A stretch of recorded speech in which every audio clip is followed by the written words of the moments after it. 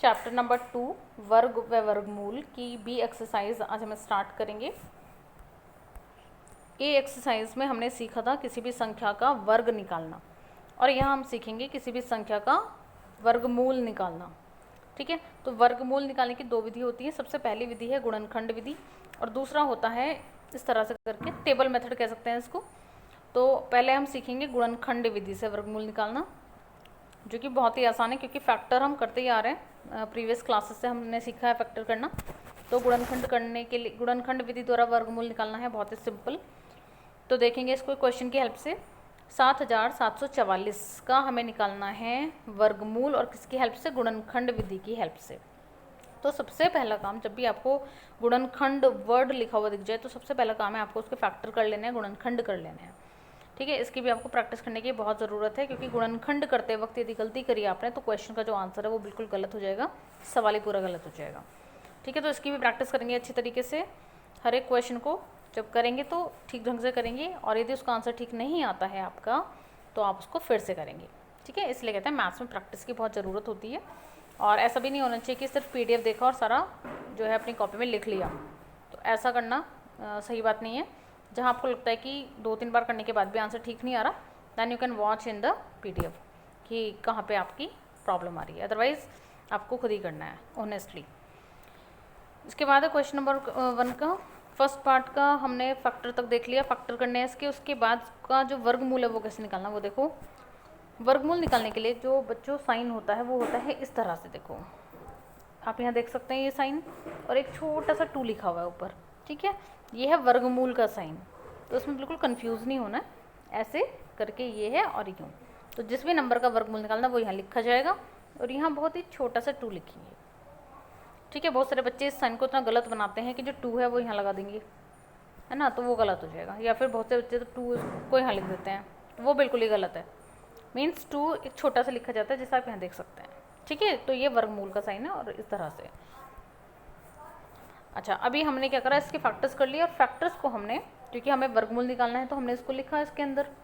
अब हमने इस साइन के अंदर लिख लिया इसके फैक्टर्स को, क्योंकि जो इसके टुकड़े हैं वो इसी के टुकड़े हैं। तो अब हम 7744 लिखें या उसके गुणनखंड लिखें, बात एक ही है। तो हमने लिख लिया इसके गुणनखंड।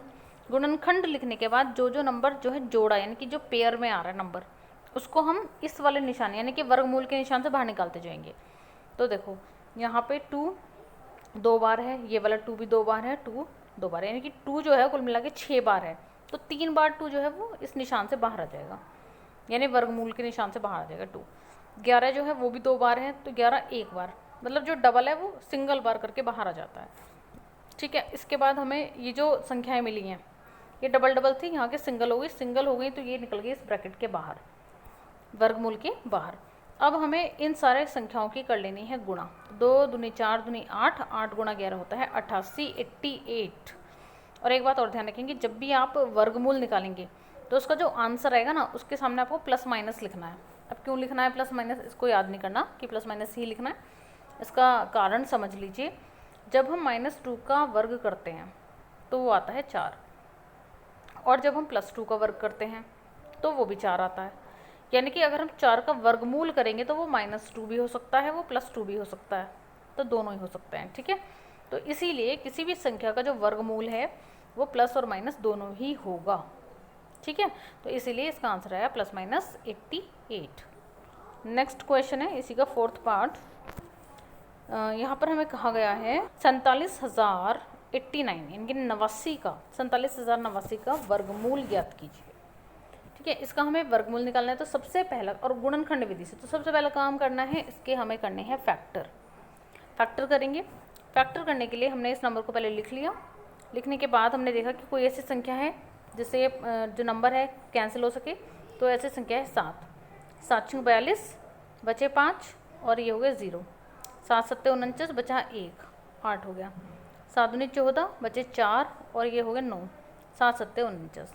तो इस तरह से हमने कर लिया इसके फैक्टर। 7 को जब हम 47,089 को जब हमने 7 से काटा तो हमें मिला 6,727। फिर हमने इसको 7 से कैंसिल करा तो हमें मिला 961। फिर इसको हमने देखा ये किसी भी संख्या से नहीं कटता है, सिर्फ 31 से ये कटेगा। ठीक है, उसके बाद जो मैं सेकंड मेथड सिखाऊंगी आपको, उसमें उसकी हेल्प से आप एकदम पता लगा सकते हैं कि कौन सा जो नंबर है उसका वर्गमूल क्या आएगा। तो जो 961 है, जब हमें ये पता नहीं चल रहा है कि 961, क्योंकि हम 1 से लेकर के इतने 30 तक अगर हम उसको पढ़ेंगे तो बहुत टाइम लग जाएगा। तो इसके लिए एक और मेथड है जिससे हमें ये बहुत ही आसानी से पता चल जाएगा कि ये नंबर किससे घटेगा। ठीक है, तो वो भी हम इसके बाद सीखेंगे। 31, फिर 31 मिला हमें, जब हमने 31 से भाग दिया 961 को तो हमें मिला 31, और 31 से कम 31। तो इस तरह से हमें नंबर मिले 7 गुना 7 गुना 31 गुना 31, और पेयर में है तो एक एक सिंगल सिंगल बाहर आ जाएगा, यानी 7 गुना 31 आ गया बाहर, और ये निकल गया अंडर रूट से बाहर। 7 गुना 31 के करीब गुना तो 217, और वो आ गए प्लस माइनस के। तो प्लस माइनस 217 आया 47,089 का वर्गमूल।